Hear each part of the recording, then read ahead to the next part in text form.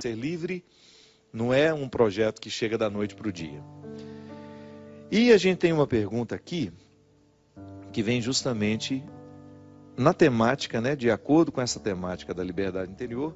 A pessoa fala, mas antes de responder, eu gostei, achei bonitinha, a Luciene escreveu lá de Petrópolis, ela falou assim, que ela gostaria muito de agradecer a mim, porque ela vê muita tranquilidade nas minhas palavras e ela dorme bem depois do programa. Então acho que eu vou mudar meu nome para Rivotril, Fábio de Mello Rivotril. Estou adormecendo as pessoas agora, estou ajudando. Fico muito feliz, Luciene.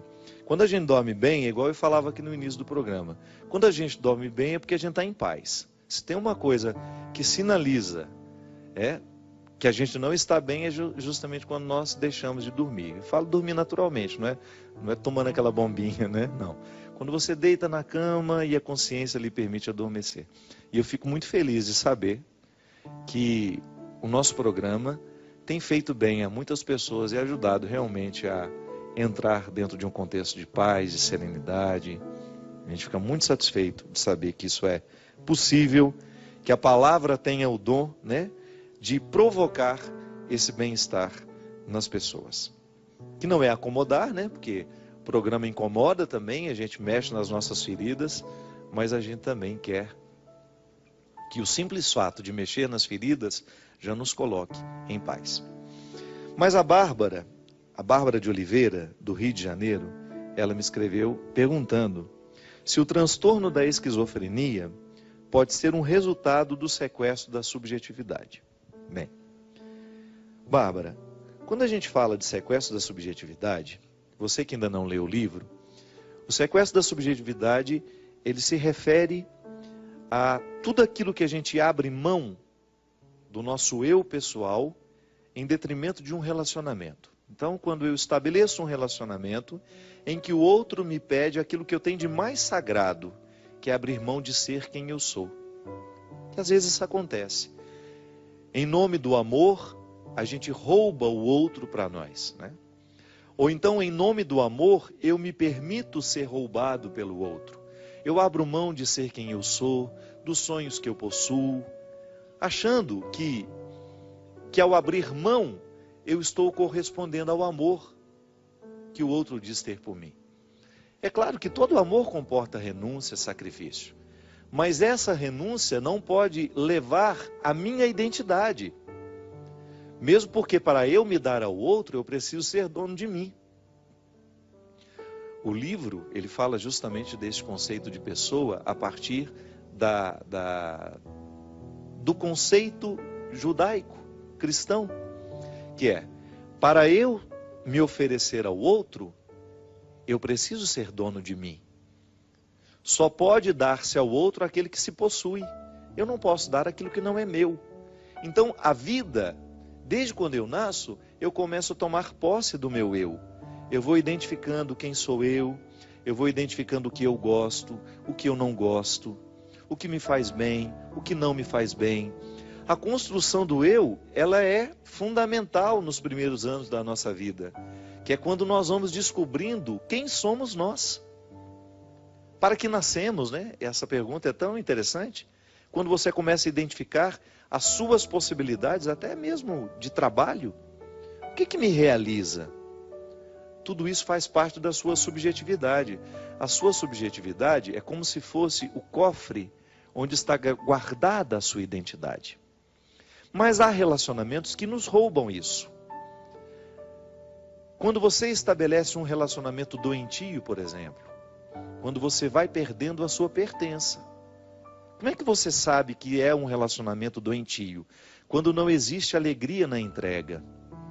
Quando você percebe que o outro está lhe pedindo aquilo que você não poderia dar a ele, que é a sua identidade.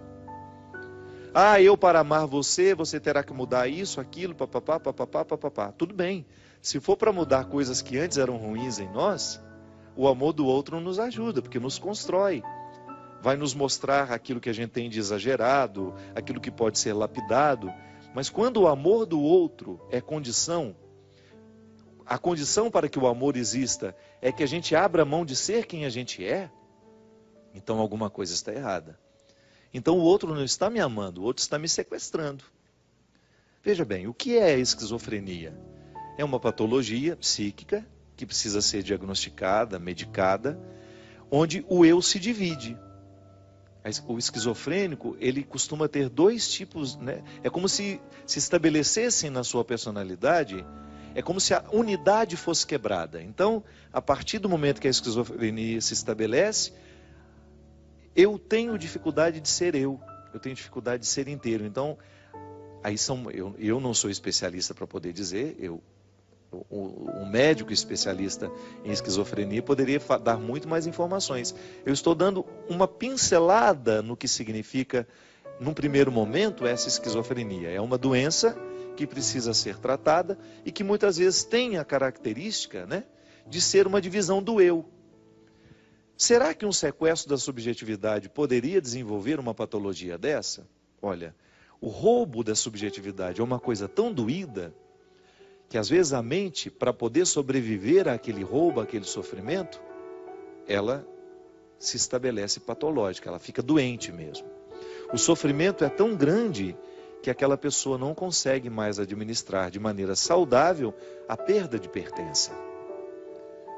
Você poderia estar perguntando, mas padre, como é que uma pessoa pode abrir mão de ser quem ela é?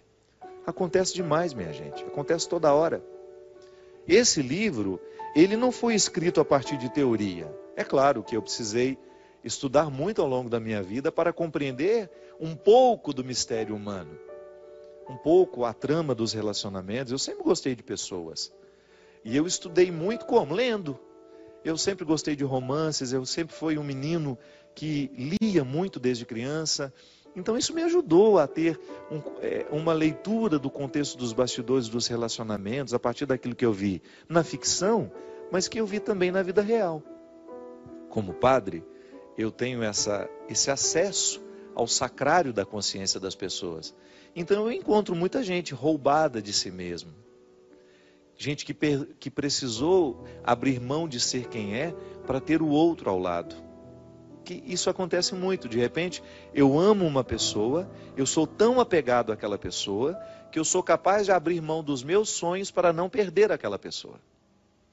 Então, por exemplo, uma menina sabe que tem um relacionamento doentio com um rapaz. Aquele rapaz não faz bem a ela, ele traz uma carga negativa para ela demais, ele a deprime, ele a joga para baixo o tempo todo, e ela não consegue romper aquele relacionamento. Por quê? Porque ela tem medo de perder aquele rapaz. Ela tem medo de perder o pouco da satisfação que representa estar com ele. Isso é uma dependência, né? A dependência é quando você não é capaz de equacionar o tanto de prejuízo que você está tomando ao ficar ao lado daquela pessoa. Então, geralmente, tem essas dependências afetivas, partem para um autodesprezo, uma relação doentia, gera muito isso. A pessoa se despreza, ela se acha pior, e por isso ela tem tanto ciúme, por isso ela tem tanta posse. O relacionamento deixa de fazer bem, por quê? Porque vira uma espécie de neurose. Ao invés de fazer feliz, aquele relacionamento só traz aborrecimentos. Uma vigilância 24 horas, né? Como se o outro fosse um objeto a ser vigiado o tempo todo, como se ele fosse um animal que precisa de coleira. Você percebe que o relacionamento está sendo doentio pelos sintomas. Digamos que eu seja amigo do Christian e que nós temos um relacionamento doentio. A nossa amizade não passa pelos vínculos da construção, da fraternidade, da solidariedade. Digamos que nós sejamos amigos e que nós somos dependentes um do outro e que nós vivemos um com o outro uma espécie de disputa. Então, sempre que eu puder alfinetar o Cristo, eu vou alfinetar. Sempre que eu puder desprezá-lo publicamente, eu vou desprezar. Aí depois eu corro, peço perdão, faço isso, faço aquilo. Mas depois, logo em seguida, volto a fazer o mesmo. Veja bem, eu acabo tendo um relacionamento doentio e começo a fazer mal com esse amor que eu digo sentir pelo meu amigo Christian. Quando a gente não tem condições de quebrar o vínculo, a gente precisa de ajuda. quando a gente não tem coragem de assumir o sofrimento que vai ser causado por aquele rompimento, que essa dependência me faz querer ter o Cristo perto de mim o tempo todo. Mas como é uma relação doentia, ela não é positiva. Então a gente vai ficar o tempo todo vivendo, se alfinetando, se machucando, porque nos falta a clareza para administrar essa dependência do jeito certo, colocar o pingo nos is e a gente poder viver as nossas individualidades e depois a gente se partilhar na amizade. O relacionamento, minha gente, ele só é positivo quando as partes se pertencem e depois elas se distribuem. Quando eu sou dono de mim, Christian é dono dele, e quando nós nos encontramos, nós nos doamos num relacionamento de amizade. Às vezes, as doenças mentais, elas começam assim, em relacionamentos doentios, em perda de pertença.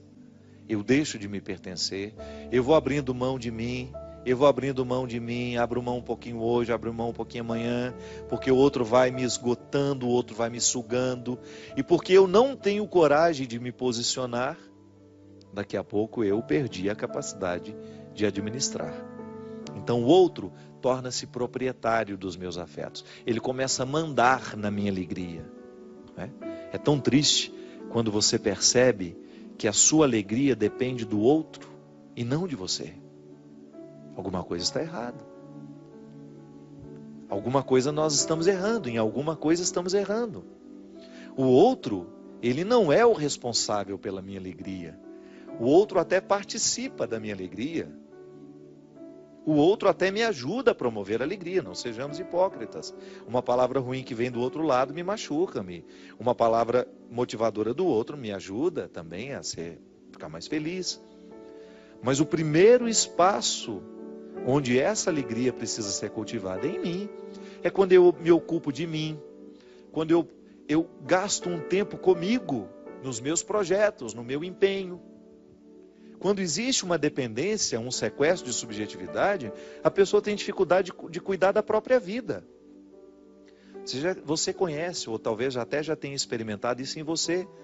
Quando você vive um relacionamento que você fica o tempo todo procurando onde está o outro, o que ele está fazendo, com o que ele foi, aonde que ele está. E você deveria estar cuidando da sua vida. Esses relacionamentos que às vezes são doentes, eles causam um prejuízo tão grande, gente, porque às vezes uma pessoa vive um relacionamento assim, 4, 5 anos. Eu conheço namoros,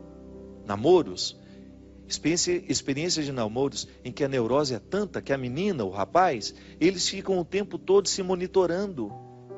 30, 40, 50 mensagens por dia, porque tem de dar satisfação aonde está, com quem está, o que fez, e quando volta, quando o encontro deveria ser para partilhar o dia, para ficar felizes porque estão juntos, é para lavar a roupa suja, por que você não avisou, por que você foi lá, por que você não me falou. Então o encontro que deveria ser para ser agradável, para construir aquilo que no futuro pode ser até um casamento, torna-se o espaço do cultivo das neuroses. Não pode ser assim. Se você percebe que você está preocupado demais com a vida do seu parceiro e esquecido da sua vida, alguma coisa está errada. Você precisa ter primeiramente a consciência de que a sua primeira responsabilidade não é o outro, é você mesmo. Porque você só pode cuidar do outro depois de ter cuidado de si.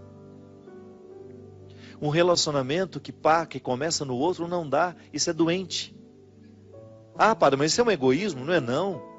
Isso é o passo certo do relacionamento. Eu só posso dar um passo na direção do outro depois de ter conquistado os meus territórios. A verdadeira caridade só existe quando eu sou livre para amar, quando eu sou livre para doar. Eu não estou agindo por uma necessidade. Porque às vezes até a nossa caridade não é por amor, não, é porque a gente quer aparecer. Às vezes a nossa caridade está em torno do nosso espírito pavão. Eu preciso que o outro me veja, eu preciso que o outro me note, então eu faço caridade, eu faço isso, faço aquilo. Mas aquilo é tudo vazio dentro de mim, não me preenche, não me faz feliz. Meu Deus do céu. A caridade que eu faço precisa estar em consonância com aquilo que eu sei sobre mim. É essa minha liberdade interior me motivando a conquistar cada vez mais os territórios que são meus, conhecendo os meus defeitos, as minhas possibilidades, para que depois eu dê um passo na direção do outro e faça o mesmo na vida dele. Ao invés de ser um sequestrador, eu quero ser um libertador. Eu não quero estabelecer relacionamentos de amizade em que eu faço um papel de sequestrado ou de sequestrador. Só tem sentido a gente estabelecer relacionamentos se for para a gente ajudar o outro a fazer a conquista dessa liberdade interior. É aquilo que a gente fala, né? A gente precisa de ter amigos que nos façam amigos de Jesus. Aprendi com a minha amiga Marina Patrus, lá em Belo Horizonte. Uma frase simples. É verdade. Eu preciso ter vínculos com pessoas que vão me motivar a viver essa liberdade interior. Ah, se quiser me perder, é começar a colocar uma amarrinha aqui no meu pé. Saio fora, vou longe, vou embora. Você sabe por quê? Eu levei muito tempo para compreender o processo da liberdade. Você acha que eu vou dar passos para trás na direção contrária da liberdade que Deus quer para mim? Não posso, eu não posso permitir isso, sabe por quê? Eu estou pecando contra a minha conversão. Qual é a minha conversão? Qual é o processo que Deus quer realizar em mim? É me fazer ser livre. Se eu aceito viver um relacionamento que me aprisiona, que me poda das minhas possibilidades, que me priva de chegar ao que Deus quer de mim, esse relacionamento é diabólico. Ainda que ele pareça santinho, ainda que ele pareça bonitinho. Mãe pode fazer isso com a gente. Você quer um amor mais sagrado que de mãe? E mãe, se não cuida, sequestra sim a subjetividade do filho. Quando ela impõe a ele que ela quer que ele faça isso, que ele faça aquilo. Quando ela não é capaz de compreender o outro como alguém totalmente outro. O meu filho não é uma extensão dos meus desejos. Isso é muito cruel. Eu fazer o meu filho a extensão dos meus desejos. Ah, então eu não fui pianista, o meu filho vai ser. Mesmo que ele não tenha vocação para isso, o pobre do menino vai ficar lá dia e noite em cima de um piano, aprendendo um instrumento que ele não gosta, porque a mãe quer que ele aprenda. Não. O amor é, antes de tudo, a investigação das possibilidades que o outro tem. Aí eu entro ali para promover. Se eu posso entrar na sua vida para lhe ajudar a alcançar a sua melhor parte, eu sou bem-vindo. Agora, se eu entrar na sua vida para lhe privar de chegar na sua melhor parte, eu não faço nenhuma diferença. Eu posso perfeitamente ficar de fora. Se for para estabelecer um vínculo de amizade, de namoro, de casamento, que seja com alguém que esteja interessado com a sua libertação. Porque senão, cuidado, esse amor pode ser um cativeiro. Olha, eu vou te falar uma coisa. Se você não leu esse livro, por gentileza, permita-se. Algumas pessoas acham que o livro é um pouquinho complicado nas primeiras páginas. Não é não. É muitas vezes a gente precisa vencer a preguiça. Se você tiver a oportunidade de ler esse livro, leia. Porque é impressionante como a leitura desse livro desperta em nós a consciência de que nós vivemos amarras. Volto a dizer. Às vezes nós não estamos percebendo que estamos amarrados. É porque a gente acostumou com o cativeiro. No sequestro é assim. Chega um momento, depois de muito tempo de sequestro, a gente começa até a ficar amigo do sequestrador. O sequestro do corpo é assim. Você já observou? Já ouviu o testemunho de quem foi sequestrado? Depois de um tempo de sequestro, fica amigo do sequestrador, por uma questão de sobrevivência. Às vezes nós estamos assim dentro de casa, marido e mulher, mãe e filho, amigos.